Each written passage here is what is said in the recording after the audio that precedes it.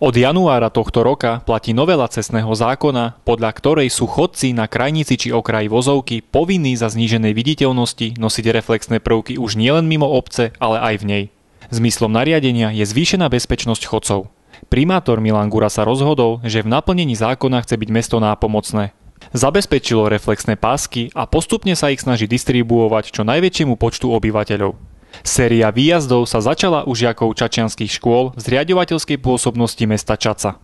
Keďže Národná rada prijala zákon, že obyvatelia v nočných hodinách sa musia pohybovať označení, to znamená s reflexnými páskami, rozhodol som, že tie skupiny, ktoré sú najviac ohrozené, a to deti, školáci, ale aj škôlkari, ale aj dôchodcovia, dostali od mesta Čaca reflexný pások samozrejme zadarmo.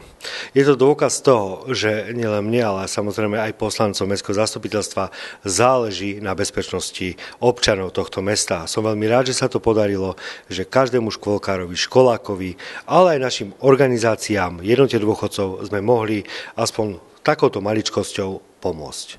Primátor neobyšiel ani jednotu dôchodcov a zväz občanov s telesným postihnutím.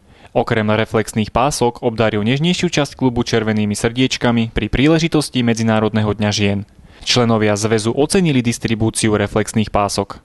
Ktorí sme veľmi radi, pretože my sme vlastne zväz postihnutých a sú tam ľudia starší, mladí, deti a v poslednom čase je veľmi zlá situácia na cestách, pretože sú neosvetlené, ľudia chodia do kostola a proste na prechádzky, mládež, je zlá viditeľnosť, no a tá reflexná paska vlastne zachráni veľa ľuďom život. Doteraz sme nemali, ako aj minulé sme chceli si kúpiť a neboli prístupné, tak sme tomu vďační, pretože je to vec, ktorú v dnešnej dobe potrebuje každý človek a bez toho sa nedá výjsť na ulicu po tme.